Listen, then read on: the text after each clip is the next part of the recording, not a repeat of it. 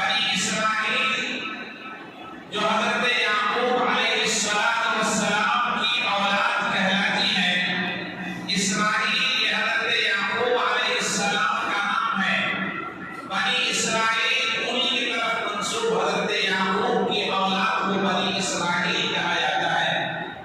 آپ اس کو تھوڑی تفصیل میں یوں سمجھیں کہ حضرت یعقوب علیہ السلام کے کئی لڑکے، ان لڑکوں میں ایک نام یہودا تھا، ان کی جو اولادیں چلی ان کو یہودی کہتے ہیں۔ آپ مکمل طور پر بنی اسرائیل حضرت یعقوب علیہ السلام کی اولاد کو کہا جاتا ہے۔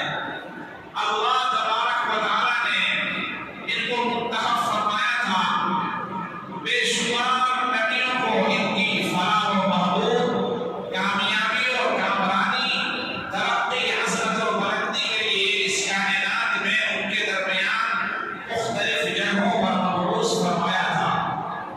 ان کی آبائی جگہ ارض مقدسہ شام تھی، جس کو سیریا کہا جاتا ہے۔ یا بنی اسرائیل اذکروا نعمتی التي انعمت علیکم وأوفوا بعہدی اوف بعہدکم وأوفوا بعہدی اوف بعہدکم وإیایا فارہبون۔ دوسری جگہ کہا یا بنی اسرائیل اذکروا نعمتی التي انعمت علیکم وأنی فضلتکم علی العالمین۔ اے بنی اسرائیل، اللہ کی ان نعمتوں کو یاد کرو جو میں نے تیرے اوپر انعام کیا ہے۔ فضلتکم علی العالمین، ساری کائنات میں تمہیں فضیلت برتری عطا کی ہے۔ قرآن پاک نے بنی اسرائیل کی خوبیوں کو بیان کرنے کے ساتھ ساتھ بے شمار نبیوں کو ان کے درمیان اسی لیے بھیجا کہ وہ صحیح راستے سے بھٹک چکے تھے، اور ان کی عادت یہ بن گئی تھی جو قرآن نے کہا سماعون للکذب اکالون للسحت یحرفون الکلم عن مواضعه ونسوا حظا مما ذکروا به۔ بنی اسرائیل کی عادت خراب یہ تھی کہ وہ جھوٹ بولنے کے عادی ہو گئے تھے۔ اکالون للسحت، حرام کھاتے تھے، سود رشوت کا کاروبار اور اس کا بازار کم کرتے تھے۔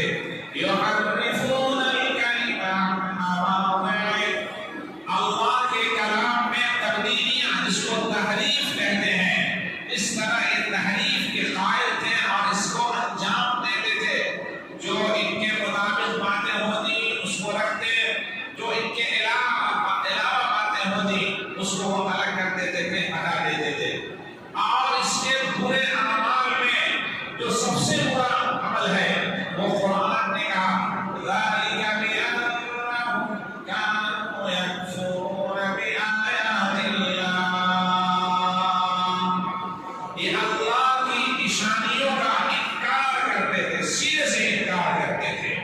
ایسی قوم جس کے اوپر اللہ تبارک و تعالیٰ نے بادلوں کا سایہ فرمایا، من و سلوہ کو ان کے کھانے کے لیے اڑایا، وَظَلَّلْنَا عَلَيْكُمُ الْغَمَامَ، ہم نے تمہارے اوپر بادلوں کا سایہ کر دیا، وَأَنزَلْنَا عَلَيْكُمُ الْمَنَّ وَالسَّلْوَىٰ، من و سلوہ کا نزول ان کے اوپر کیا تاکہ ان کو کھانے پینے کی کسی طرح کی پریشانی نہ آئے۔ اس کے باوجود ان کے برے اعمال میں قرآن نے کہا کہ اللہ کی نشانیوں کا سیدھے سے انکار کرنا ان کی عادت بن گئی تھی۔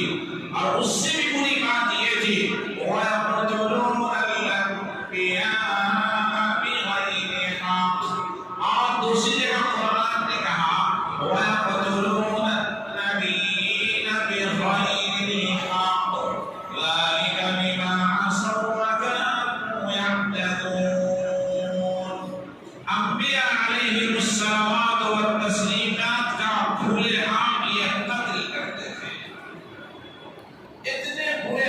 تھے ان کے، عام انسان تو بات الگ ہے، اللہ کے نبی برگزیدہ بندے ان کو بھی قتل کرنے سے یہ دریغ نہیں کرتے تھے، باز نہیں آتے تھے۔ تو پھر اللہ